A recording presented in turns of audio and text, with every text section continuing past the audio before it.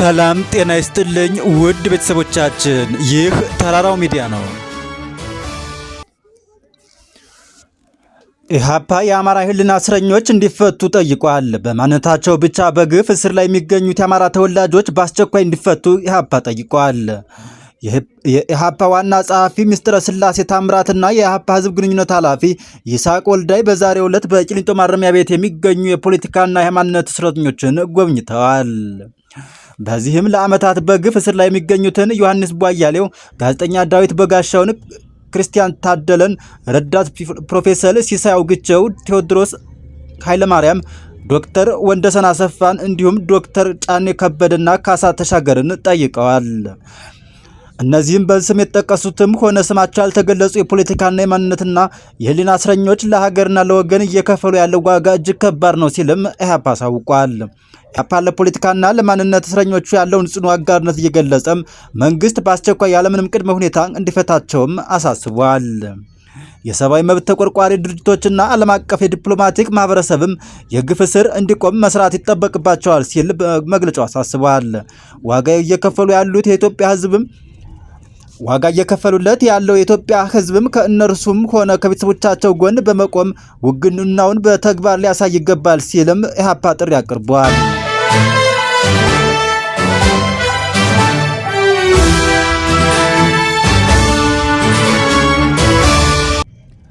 ሰሞኑን በሰላሌ ማህበረሰብ ላይ ስላቅ የተሞላበት ንግግር ያደረጉት የፓስተር ሄኖክ ግርማን ጉዳይ በተመለከተም የሃይማኖት አባቶች መግለጫ ወጥተዋል። በመግለጫቸውም የጻድቁ አቡነ ተክለ ሃይማኖት ጸሎት ያረሰረሳት፣ የሊቃውንት ቅኔ የተቀኘባት፣ የጀግኖች የከበረባት ምድር ሰላሌ ከሰሞኑ በአንድ ያልተጠበቀ ክስተት የትኩረት ማዕከል ሆናለች። የበርካታ ሊቃውንት መፍለቂያ የወንጌል ብርሃን ፋና የሆነችው ይህች ታሪካዊት ሀገር ስሟን የማጎድፍ ንግግር ሲሰነዘርባት የቤተ ክርስቲያን አባቶች ዝምታን አልመረጡም ሲሉም መግለጫቸውን ጀምረዋል። ጉዳዩ የተጀመረው ፓስተር ሄኖክ ግርማ በተባሉ ግለሰብ በተሰነዘረ ንግግር ሲሆን በማህበራዊ ድረገጾች ላይ እንደ ሰደድ እሳት የተሰራጨውና የሰላሌን ማህበረሰብ ክብር የሚነካው ይህ አጸያፊ የተባለ ንግግር የሃይማኖት አባቶችን አስቆጥቶም ምዕመኑንም አስከፍቷል። የሰሜን ሸዋ ስላሴ ሀገረ ስብከት ሊቀ ጳጳስ የሆኑት አንጋፋው ብፁዕ አቡነ ቀውስጦስ ግለሰቡ የሰነዘሩትን ዘለፋ በጽኑ አውግዘው አባታችን የታሪክ ድርሳናትና ገልጠው እንዳስረዱት ሰላሌ ማለት ገና ከ11ኛው መቶ ክፍለ ዘመን ጀምሮ ኢትዮጵያ የእውቀት ማዕከል ናትም ሲሉ አብራርተዋል። ይህች ምድር የዓለም ብርሃን የሆኑት ጻድቁ አቡነ ተክለ ሃይማኖት ወደዚች ሀገር ያመጣኸኝ አምላክ ቅዱሳን ተመስገን ብለው የባረኳት፣ ቆመው የጸለዩባት፣ ቃል ኪዳን የተቀበሉባት ቅዱስ ስፍራ ናት ሲሉም ብፁዕነታቸው መስክረዋል። ሰላሌ ወንጌል ገበሬዎች የሆኑ መምህራን የፈለቁባት፣ ሶስተኛው መምህር አቡነ ፊልጶስ የተወለዱባት እንዲሁም እንደ ፊት አውራሪ ገበየው ጉርሙ ያሉ የሀገር ባለውለታ ጀግኖች የበቀሉባት መሆኗን አስረግጠው ተናግረዋል። የሰማዕቱ አቡነ ጴጥሮስ ሐውልት የቆመውም በዚህች ምድር መሆኑን አባታችን አክለውም ተናግረዋል። ታሪክ ያላት የሊቃውንት መፍለቂያ የሆነች ሀገርን አያሌ ሊቃውንት ባሉበት በዚህ ዘመን ማንቋሸሽ የለየለት ድፍረት ነው ያሉት አቡነ ቀውስጦስ ድርጊቱ ህገወጥ በመሆኑ የሚመለከታቸው የፍትህ አካላት ግለሰቡ ሊጠይቁት እንደሚገባም አሳስበዋል። በሌላ በኩል የምዕራብ ሸዋ ሀገረ ስብከት ሊቀ ጳጳስ ብፁዕ አቡነ ገብርኤልም ቁጣቸውንና አባታቸውን ምክራቸውን አጣምረው ያሰሙ ሲሆን ንግግሩ መርዛማና ህዝቡንም የማይወክል መሆኑን የገለጹት ብፁዕነታቸው የሰላሌ ህዝብ ማንነት ሲገልጽ እንዲህም ብለዋል። የጻድቁ አቡነ ተክለ ሃይማኖት የትምህርት ፍሬ የሆነው የሰላሌ ህዝብ ጠንቋዮችንና ሟርተኞችን ሲታገል ነው የሚታወቀው እንጂ በውሸት ትረካ ስሙ ሲጠለሽ አይገባም ሲሉ ተናግረዋል። ብፁዓን አባቶች መልእክታቸውን ሲቋጩ በዚህ ያልተገባ ንግግር የተከፋው ህዝብ ስሜታዊ ከመሆን ተቆጥቦ ነገሩን ለህግና ለፈጣሪ ሰጥቶ በመረጋጋት እንዲጸልይም አደራ ብለዋል።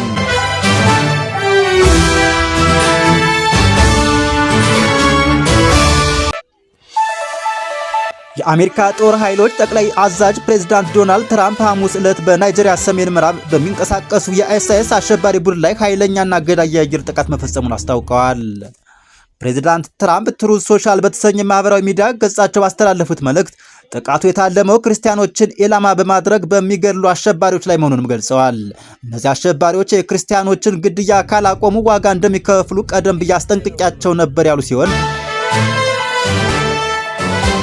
ማስጠንቀቂያውንም ባለመስማታቸው ወደ እርምጃ ተሸጋግረናል ሲሉም በመግለጫቸው አስታውቀዋል። ፕሬዝዳንቱ በጥቃቱ ስለተገደሉ ሰዎች ቁጥር ወይም ስለተመቱት ዝርዝር ዓላማዎች ማብራሪያ ባይሰጡም ጥቃቶቹ ግን በርካታና ፍጹም ውጤታማ ሲሉ ገልጸዋቸዋል። የአሜሪካ መከላከያ ሚኒስቴር ፔንታጎን በጥቃቱ ወቅት ሚሳኤል ሲተኮስ የሚያሳይ 9 ሰከንድ ቪዲዮም በማህበራዊ ሚዲያ አጋርተዋል። ናይጄሪያ መንግስት ክርስቲያኖችን ለመጠበቅ በቂ ጥረት አያደርግም በሚል ከፕሬዝዳንት ትራምፕ በሚቀርብበት ወቀሳ ቀደም ብለው ውድቅ አድርገውታል።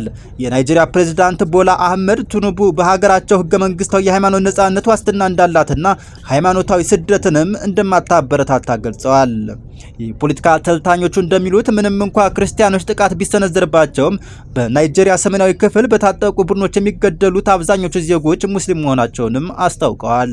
ፕሬዝዳንት ትራምፕ ናይጄሪያን ለየት ያለ ስጋት ያለባት ሀገር በሚል ዝርዝር ውስጥ ለማካተት ማቀዳቸውንም ገልጸዋል።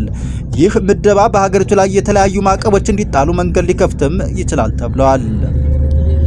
ናይጄሪያ እንደ አውሮፓውያን አቆጣጠር በ2020 በዚህ ዝርዝር ውስጥ ተካታ የነበረ ቢሆንም በ2023 ግንኙነትን ለማሻሻል በሚል ከዝርዝሩ ውስጥ ወጥታ እንደነበረም ይታወሳል። ይህ በናይጄሪያ የተፈጸመው ጥቃት ከአሜሪካ በሶሪያ በሚገኙ አይኤስ ኢላማዎች ላይ ጥቃት ከፈጸመች ከአንድ ሳምንት በኋላም የተከተለ መሆኑም ታውቋል።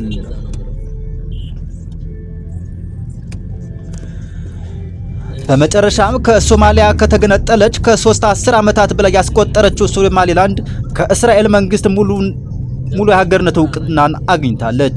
ይህን ተከትሎ እስራኤል ለሶማሊላንድ ሪፐብሊክ እንደ ሉዓላዊ ሀገር እውቅና የሰጠች የመጀመሪያው ሀገርም ሆናለች። ሐሙስ ታህሳስ 17 ቀን 2018 ዓ.ም በተፈረመው በዚህ ታሪካዊ የእውቅና ስምምነት ላይ የእስራኤል ጠቅላይ ሚኒስትር ቤንጃሚን ኔታንያሁና የውጭ ጉዳይ ሚኒስትር ጌዲዮን ሳር እንዲሁም የሶማሊላንድ ፕሬዝዳንት አብዱራህማን መሐመድ አብዱላሂ ፊርማቸውን አኑረዋል።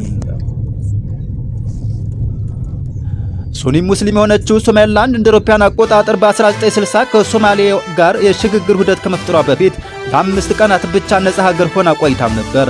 በወቅቱ እስራኤልን ጨምሮ 34 ሀገራት እውቅና ሰጥተዋትም እንደነበር ይታወሳል።